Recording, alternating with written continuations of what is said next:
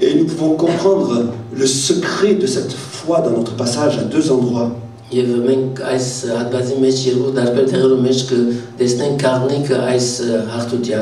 dit que de Moïse qu'il choisit de prendre part aux souffrances du peuple de Dieu.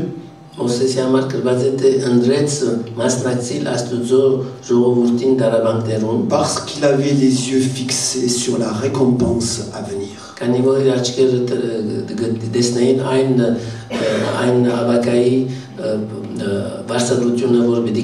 Pour ceux qui sont torturés, voilà ce qui est dit.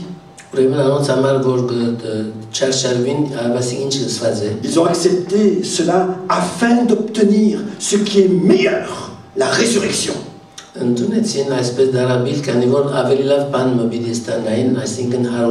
La foi de toutes ces personnes percevait un avenir lumineux et éternel.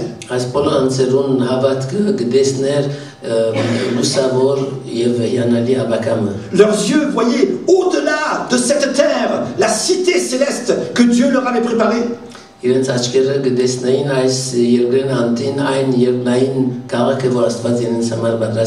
savaient qu'au-delà de la mort, il y avait la vie dans la présence de Dieu. Et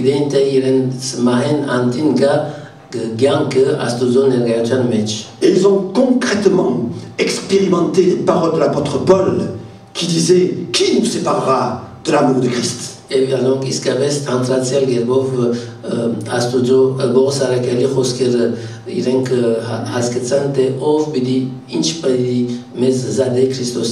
La tribulation, l'angoisse, la persécution, la faim, la nudité, le péril ou l'épée.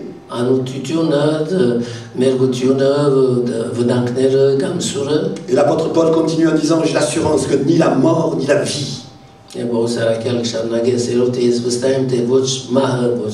les anges, ni les dominations, ni les choses présentes, ni ce qui est à venir, ni les puissances, ni la hauteur, ni la profondeur, ni aucune autre créature ne peut nous séparer de l'amour de Dieu manifesté en Jésus-Christ, notre Sauveur. »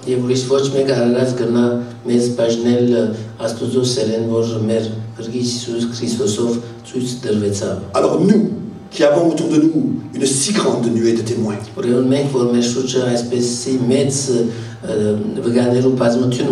quelle doit être notre attitude? Tous ces témoins, ces héros de la foi qui ont accompli des prodiges,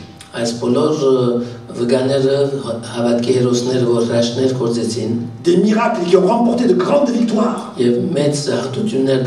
ou qui ont connu la souffrance, la persécution et la mort,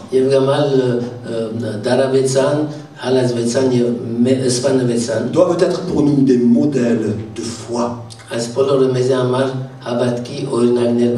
Leur exemple doit en même temps déterminer notre attitude quant à notre chemin d'aujourd'hui. Qu'il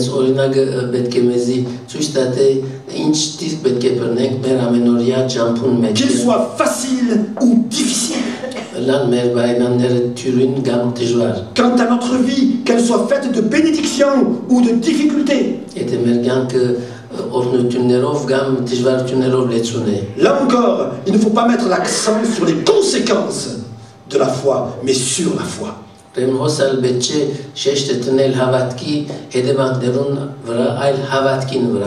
Alors qu'est-ce qu'on doit faire pour avoir cette foi et marcher l'épreuve dans laquelle nous sommes? Persévérer sur le chemin de Dieu et aller jusqu'au bout. Il faut d'abord se débarrasser de tout fardeau et du péché qui nous enveloppe si facilement.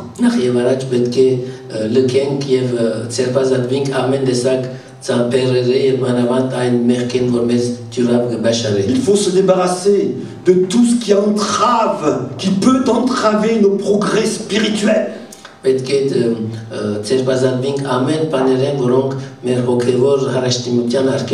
Même si ce sont des choses qui ne sont pas mauvaises en soi.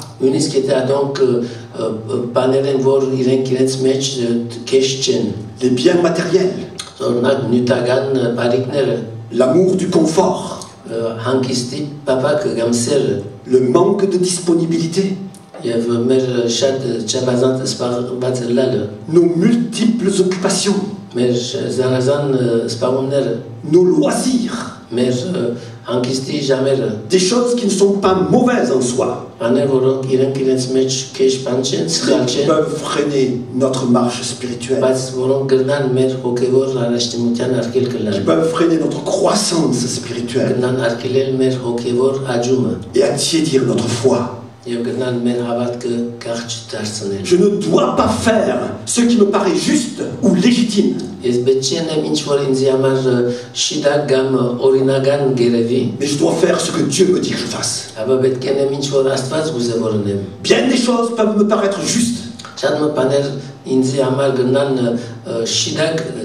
Bien des choses peuvent me paraître légitimes, normales.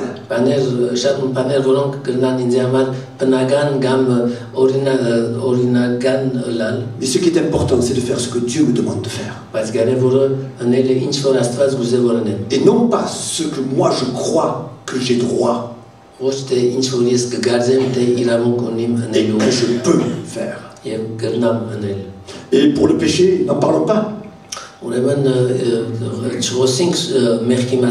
n'y a pas de petit ou de grand péché. Certaines personnes disent quelquefois, mais c'est rien du tout, ce péché-là.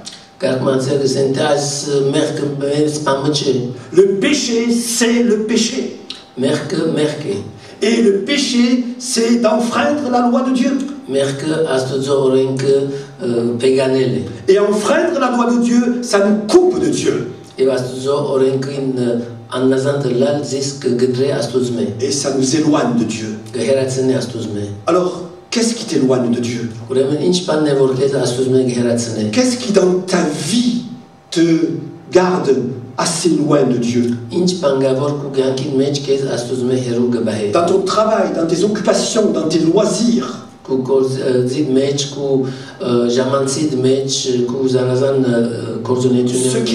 Ce qui te paraît normal. Ou quel péché te garde loin de Dieu? Un petit péché? C'est le péché quand même. Pour ressembler à ces héros de la foi, il faut se débarrasser de tout ce qui gêne ma vie chrétienne. Et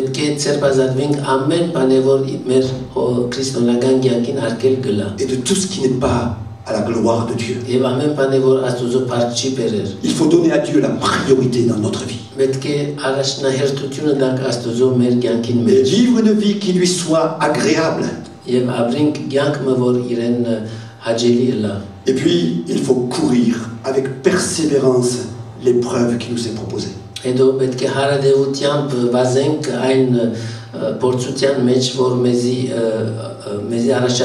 Cette épreuve qui nous est proposée, c'est notre vie de tous les jours. C'est tout ce que nous rencontrons sur notre chemin chaque jour.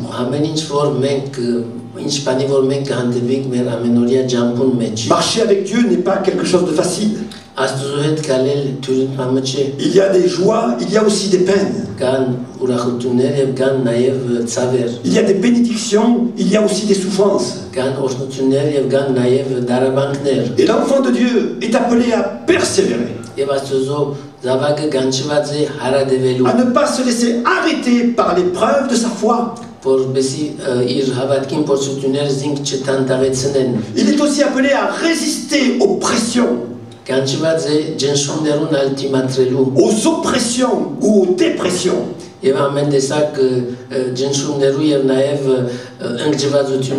pour cela, il y a deux solutions que nous donne le texte. Nous avons déjà évoqué la première tout à l'heure. C'est ce que l'apôtre Paul appelle voir l'invisible.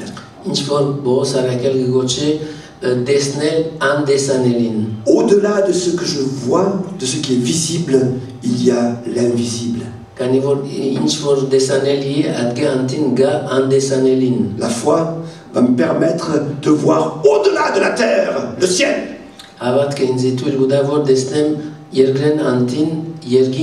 Au-delà des souffrances, le repos céleste. Au-delà des larmes, la joie et la paix du royaume.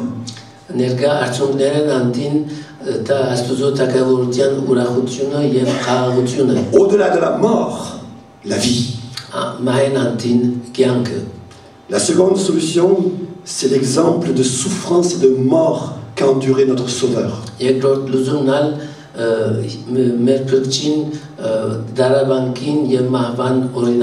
avons lu dans le texte, ayant nos regards sur Jésus.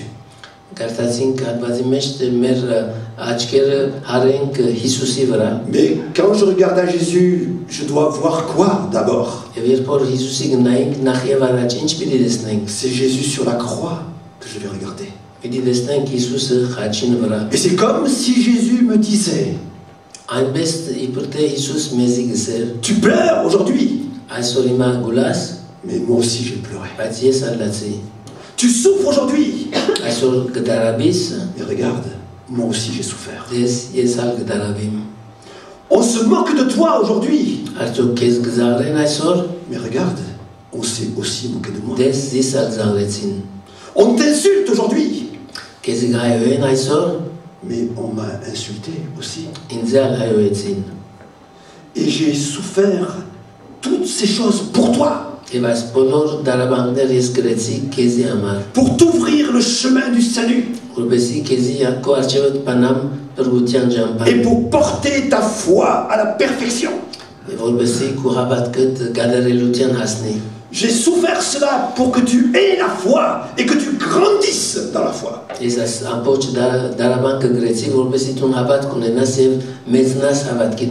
Alors, quel que soit le chemin dans lequel tu es aujourd'hui,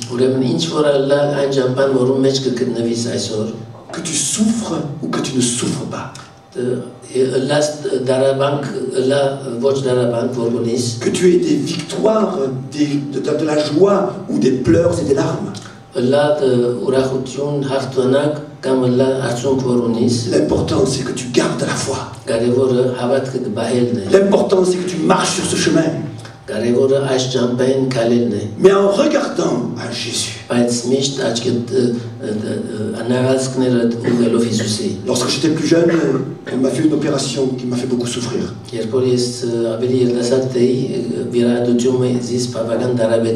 je pleurais tellement, j'avais mal. Mais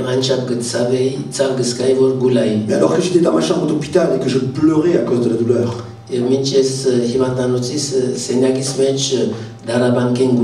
d'un coup j'ai vu Jésus sur la croix. Et je lui ai dit: Seigneur, mais toi tu as souffert plus que moi.